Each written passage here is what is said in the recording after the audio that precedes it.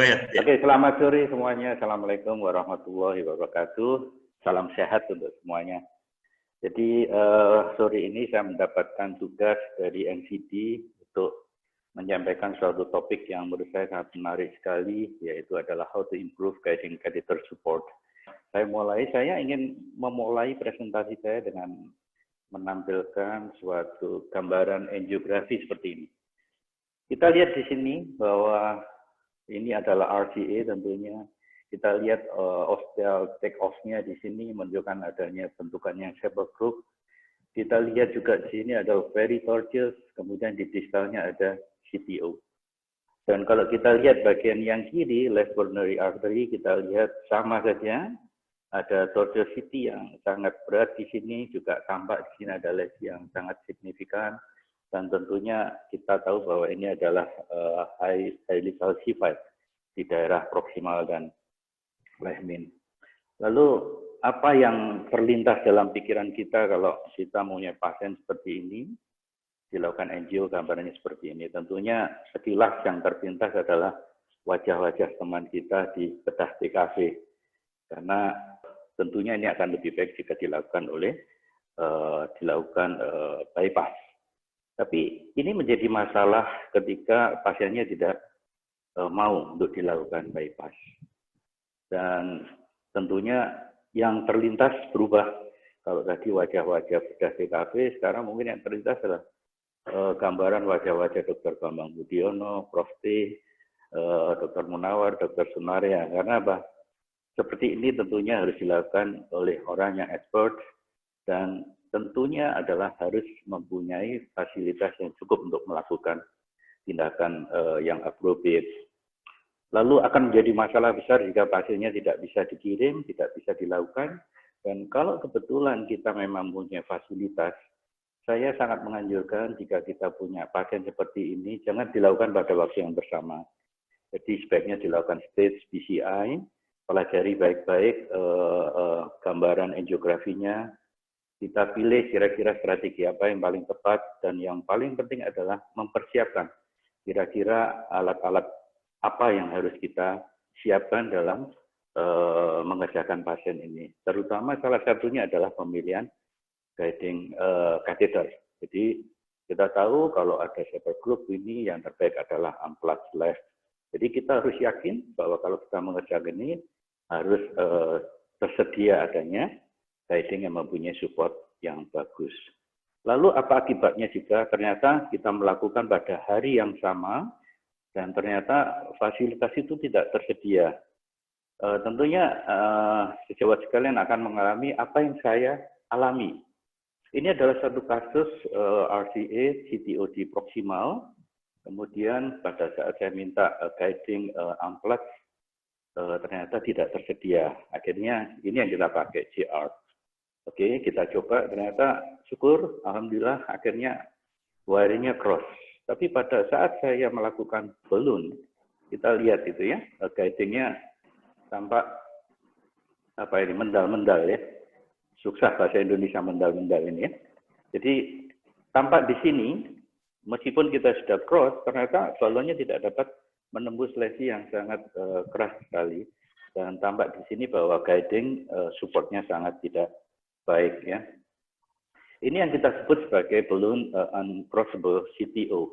Dalam keadaan begini ada dua hal yang kita harus lakukan, modify lesionnya, kemudian berikan support yang baik untuk guidingnya. Kita tahu bahwa tadi unplugged left-nya tidak tersedia. Jadi apa yang saya lakukan? Oke, kalau gitu kita lakukan modifikasi daripada lesinya. Apa yang terpikir pada saat itu, saya melakukan rotablator. Kita lakukan rotablator, kita lihat apa yang terjadi. Nah, ya, guiding kita terlempar. Itu artinya apa? Meskipun kita ingin melakukan suatu modify daripada plug-nya, tanpa ada support catheter, guiding catheter yang baik, kita akan fail untuk melakukan prosedur PCI yang baik. Ya. Jadi dari sini kita tahu bahwa dari kasus yang pertama tadi, high calcified, tortuous CTO lesion, kemudian ini CTO yang keras, pada saat inilah kita tahu bahwa kita membutuhkan suatu guiding kateter yang supportnya baik. Sebelum kita mengarah ke macam-macam teknik bagaimana memperbaiki support daripada guiding kateter, mungkin kita ada baiknya kita mempelajari kembali apa sih guiding kateter. Sebenarnya guiding kateter itu sudah didesain untuk memberikan support yang baik. Kita lihat di sini, di dalam guiding kateter itu ada anyaman stainless steel. Kemudian dia dilapisi juga oleh polyurethane sheet ya. Harapannya apa? Memang supaya supportnya itu baik, sehingga bisa mendelivery beberapa alat yang dibutuhkan, misalnya stand, balon, dan mungkin bahkan beberapa balon dalam satu kali delivery. Dan guiding catheter itu sebenarnya sudah didesain supaya supportnya baik, yaitu dengan cara mendesain agar ada titik-titik daripada kateter itu yang berkontak dengan aorta. Semakin banyak titik yang kontak dengan aorta, supportnya akan semakin baik. Tidak hanya jumlah titiknya saja, semakin luas daerah kateter yang kontak dengan aorta, ya dia bersandar di aorta. Itu tentunya supportnya akan lebih baik. Dan guiding catheter memang didesain untuk keperluan itu. Yang lain lagi, guiding catheter memang didesain kalau kita memang memasukkan, katakanlah itu lewat femoral artery, harapannya adalah sudut yang dibentuk antara guiding catheter dan aorta itu lebih besar. Sehingga apa?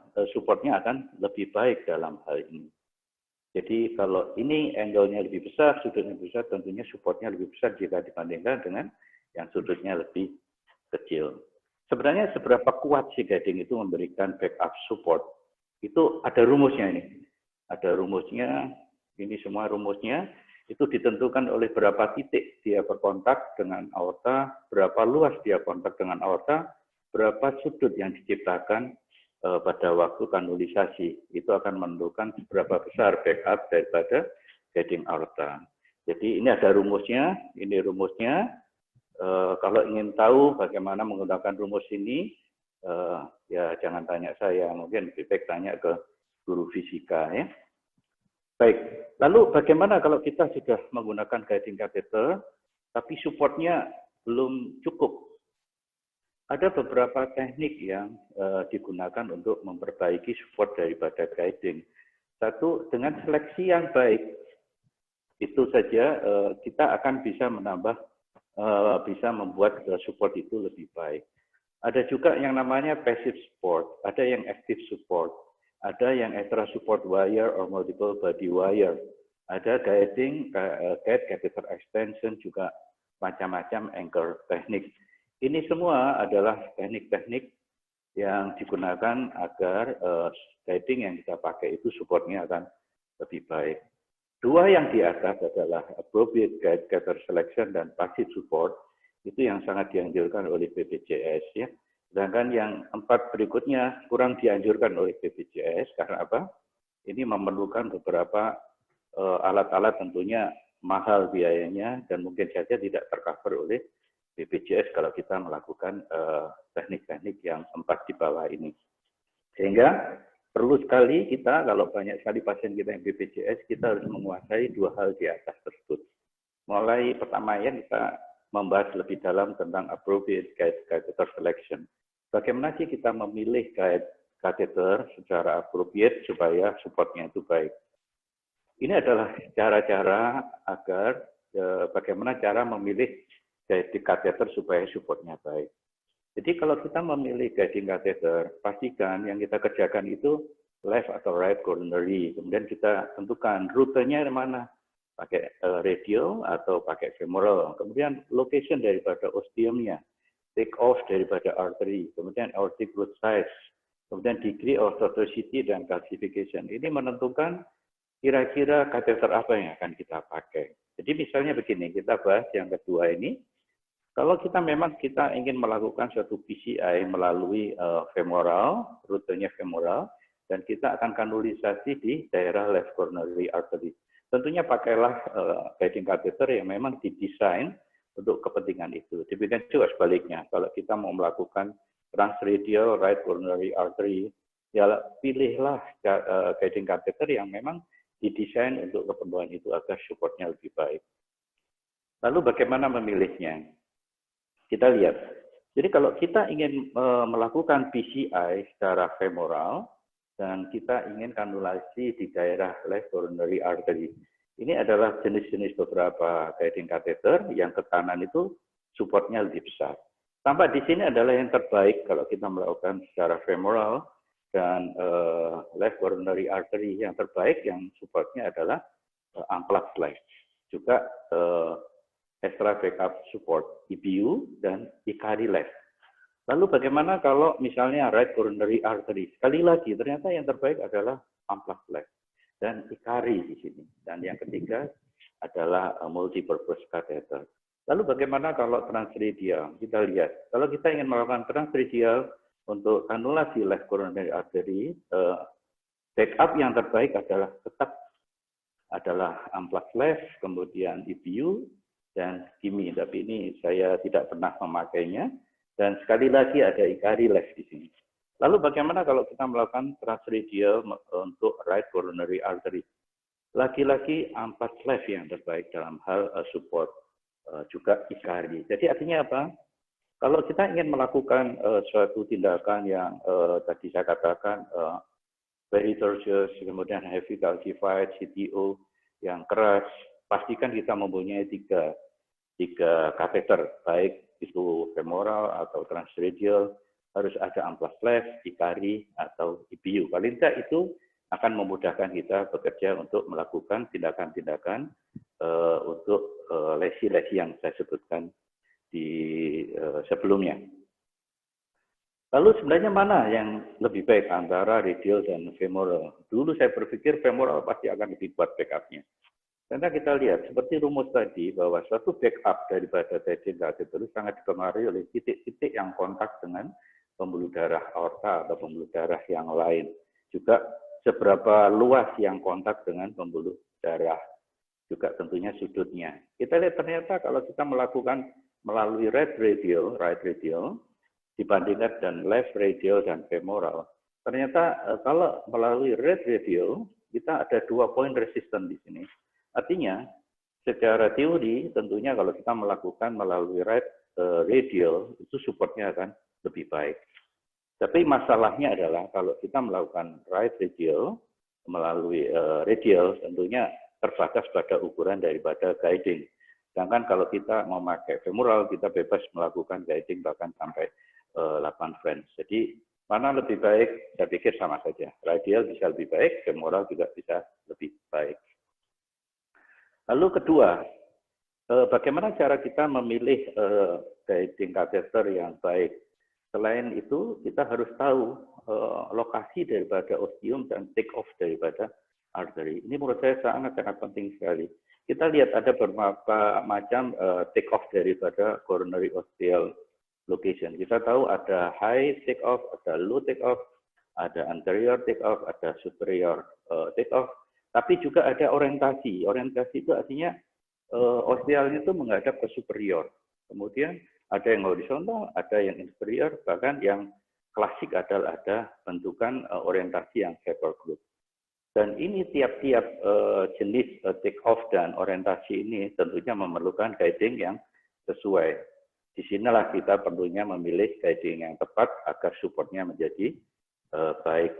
Misalnya ini, kalau kita tahu bahwa itu high take off right coronary artery, GL yang besar tentunya akan bermanfaat dalam ini. Juga demikian EBU, semakin tinggi tentunya kita akan memilih unplugged left yang lebih besar. Bahkan kalau perlu kita memakai unplugged left 2. Ini adalah gambaran beberapa macam take off daripada left coronary dan juga right coronary artery. Ya, kita lihat di sini yang left coronary up, artinya apa? Orientasinya itu ke atas dia. Jadi arahnya ke atas, ada yang normal atau horizontal, atau dia orientasinya ke bawah, inferior orientation. Tapi ada juga yang high take off, low take off, atau normal take off. Ini contoh dari left coronary artery yang horizontal, sedangkan yang inferior take off kita lihat sini, jelas dia turun orientasinya. Jadi ini namanya inferior orientation. Kemudian ada yang superior orientation. Yang right coronary artery juga demikian. Ada yang horizontal, ada yang inferior orientation, ada yang superior orientation. Tentunya masing-masing jenis ini memerlukan jenis-jenis kateter yang berbeda untuk memberikan support yang baik. Ini adalah contohnya. Ini adalah native coronary artery, ini adalah bypass graft. Kita lihat di sini yang native coronary artery. Kita lihat di sini. Kalau misalnya, let's say ini adalah kita tahu bahwa dia inferior orientation. Jadi langsung orbitalnya itu nunduk ke bawah. Ya, kita harus menggunakan kateter yang sesuai. Kalau kita tidak menggunakan kateter yang sesuai, misalnya kita menggunakan JR gitu untuk mencari orbital dari sini ya, bisa-bisa 2 hari tidak ketemu gitu ya. Jadi, tapi kalau begitu kita menggunakan yang cocok, itu akan sangat mudah sekali. Yang seperti ini, yang inferior orientation ini yang paling cocok adalah multipurpose coronary guiding catheter atau yang right amplas catheter. Lalu bagaimana yang ini? Ini sangat klasik sekali. Ini adalah Saber Group. Yang terbaik untuk kondisi ini adalah amplas left. Nah ini yang normal, bisa saja ini pakai CR, bahkan pakai EPU. Kalau kita lebih kuat, bisa menggunakan itu semua. Ini juga yang Saber Group. Ini yang menarik ya. Sering sekali kita nggak nemu-nemu, cari di atas-atas kok nggak ada ya. Mungkin inferior ternyata bukan. Ternyata dia low take off. Dan low take off yang terbaik adalah amplas right gitu. Demikian juga kalau kita melakukan graph study kita tahu kalau kita mencari graph vein yang untuk right coronary artery hampir selalu orientasi daripada graphnya itu ke bawah. Dan ada yang rutin bila mencari graph vein yang untuk right coronary, mulailah dengan multipurpose guiding catheter, atau ini pilihan yang terbaik kedua adalah memakai amplas right. Jadi bayangkan kalau misalnya orientasi begini kita memakai JR itu orientasi curve-nya itu ke atas. Kita nggak akan nemu. Sekali kita ke sini dia masih ke atas, ya. Bisa frustasi nanti tariknya ya. Lalu juga bagaimana kalau yang untuk graf yang untuk circumflex? Circumflex selalu seorang surgeon akan menempatkan grafnya itu di daerah anterior, ya. Dan posisinya hampir selalu dia superior orientation. Jadi dalam hal ini yang terbaik adalah menggunakan kateter yang bentuknya seperti ini. Kita bisa memakai EPU dengan sedikit manipulasi atau memakai amplas left. Tapi tentunya yang ukurannya besar karena selalu grafnya itu di atas native coronary artery. Jadi sahabat sekalian, jadi penting sekali kita tahu orientasi dan take off daripada coronary artery yang native atau termasuk yang graft untuk menentukan guiding kateter kita mana yang paling cocok. Kalau sudah cocok tentunya akan memberikan backup support yang baik. Lalu ini yang klasik yaitu Saber Group. Jadi yang ini yang terbaik adalah menggunakan amplas left ya. Ada macam-macam ya. Kita lihat di sini. Ini yang dianjurkan, tapi ini yang harus dihindari. Kalau Saber Group jangan lagi memakai GR4. Karena apa? Ya supportnya pasti tidak akan baik. Bahkan kadang-kadang susah mengkanulasi. Nah, ini penting sekali. Karena kalau kita memakai guiding yang baik, mungkin aja prosedurnya akan sangat cepat. Jadi begitu kita salah memilih guiding catheter, prosedurnya akan menjadi sangat rumit sekali. Lalu ada anomali di sana ya. Sering sekali kalau kita RCA nggak nemu-nemu ya. Yang paling sering saya pribadi akan memakai amplas left, tapi ini kalau orientasinya seperti ini, amplas right adalah yang terbaik. Kemudian sering sekali dia di atas atau di bawah di daerah anterior sini. Biasanya ini bisa dicari dengan memakai amplas left. Ini yang anomali. Mungkin kalau mau detail nanti pada diskusi kita bisa kembangkan lagi. Lalu guiding catheter selection itu sangat dipengaruhi oleh aortic root size ya. Jadi semakin besar aortic root-nya, ya tentunya kita harus memilih ukuran secondary curve daripada guiding yang lebih besar. Kalau seperti ini ya overdilated begini sampai 5 ya kita harus memakai Justin right yang besar atau Justin left yang besar atau memakai EPU dan sebagainya. Jadi aortic lebar daripada aorta itu menentukan jenis kateter apa yang kita pilih. Kemudian tentunya degree, tortuosity, dan calcification itu menentukan, ya, tergantung daripada semuanya. Dari tadi saya selalu menampilkan gambar yang amplas left. Kenapa gambar ini selalu saya tanyakan di sini? Karena ternyata kalau kita lihat semuanya, amplas left itu bisa memenuhi syarat untuk semua ini. Jadi menurut saya dia bisa untuk left, right, bisa femoral, bisa radial, bisa anomali pun bisa dilihat, kemudian graf bisa dicari, take off-nya atas bisa dicari, yang superior bisa dicari, inferior bisa.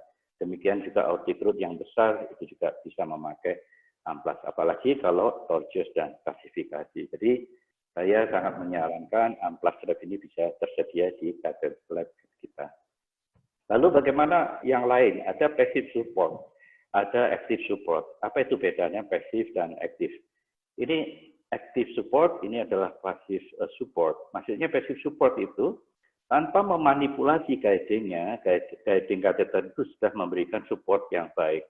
Tetapi yang active support adalah perlu manipulasi agar guidingnya memberikan support yang baik. Ciri daripada yang passive support biasanya tipnya itu lebih panjang. Kemudian banyak bagian daripada kateter yang bersandar di aortanya, aortic wall. Kemudian passive support itu semakin besar, dia semakin besar pula supportnya. Ya.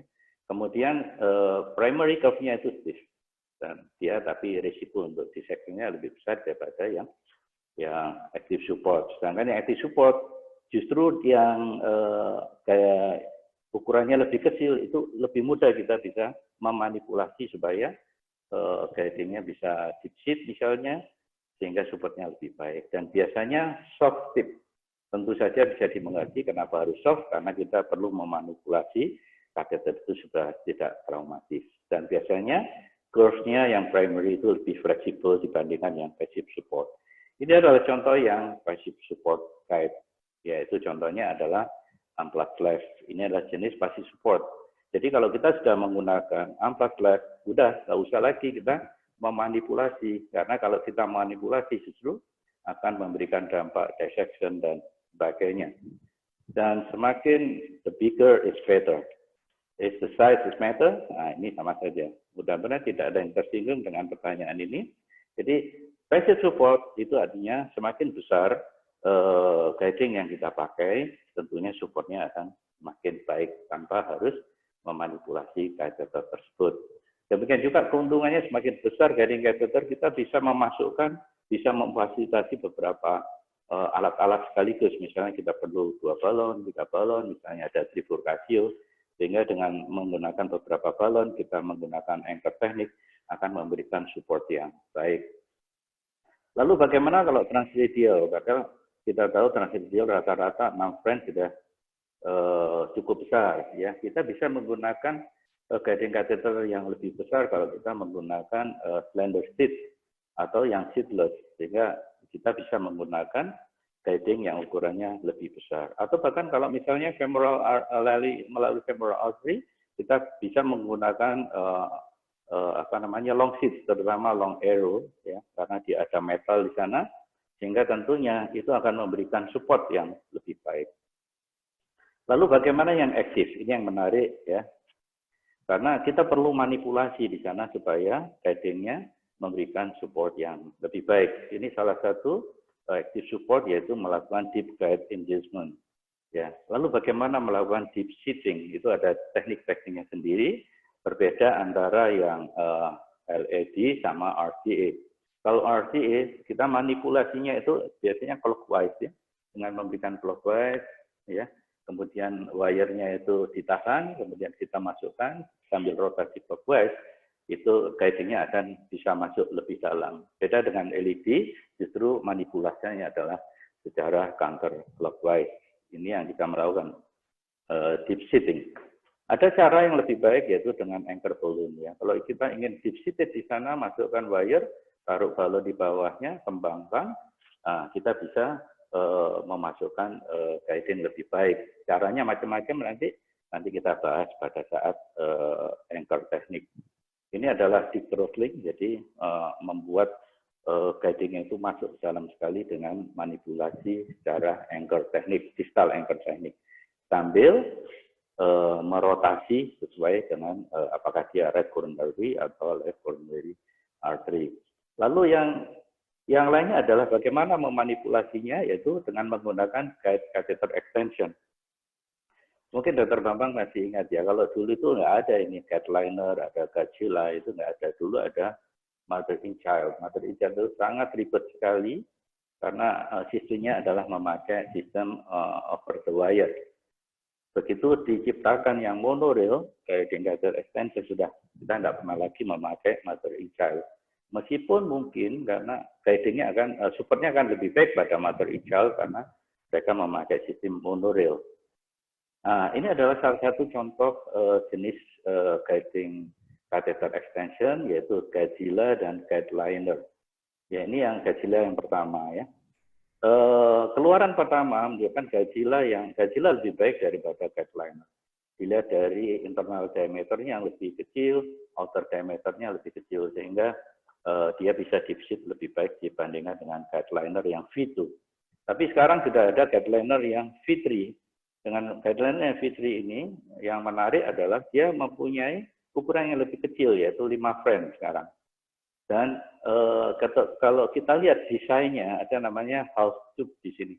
Sehingga dengan kondisi seperti ini, hanya separuh tube-nya di bagian tip, itu memudahkan dia menegosiasi daerah-daerah yang tortuous sampai menuju paling distal pun.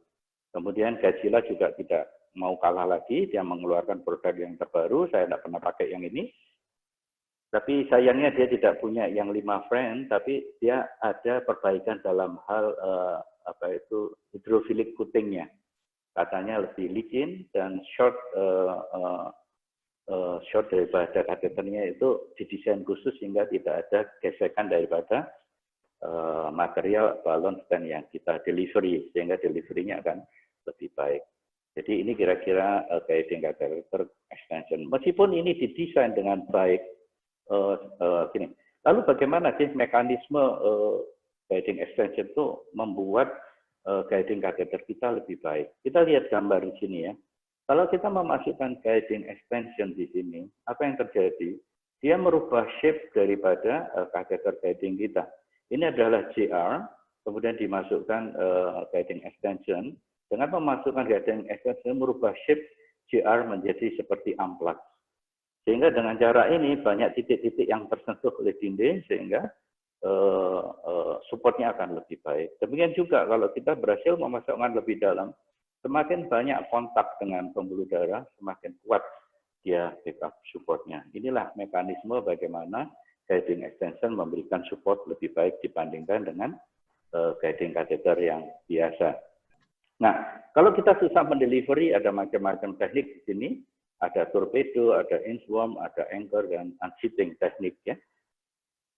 Oke, saya skip saja, nanti mungkin didiskusi. Ada juga caranya defisit dengan menaruh balon, balonnya ditarik, dikembangkan ditarik, tentunya dia akan masuk ya. Nah, ini stand di proximalnya dulu, baru memasukkan guiding. Ini salah satu contoh pemakaian guiding extension. Kita masukkan stand, kemudian guidingnya kita masukkan, delivery stand-nya akan lebih mudah tentunya. Baik, kemudian bagaimana dengan anchor teknik? Saya minta waktu 5 menit. Anchor teknik sebenarnya bisa memakai wire, memakai balon. Kalau kurang kuat, wire bisa menggunakan body wire, memberikan beberapa macam wire, atau melakukan anchor wire. Tapi kalau kita melakukan anchor wire, pastikan bahwa wire yang kita gunakan adalah extra support wire, bukan wire yang biasa. Juga ada teknik anchor di sini, juga ada teknik menjepit dengan stand. Jadi wire-nya dijepit dengan stand sehingga guiding-nya supportnya akan lebih baik. Ini salah satu contohnya.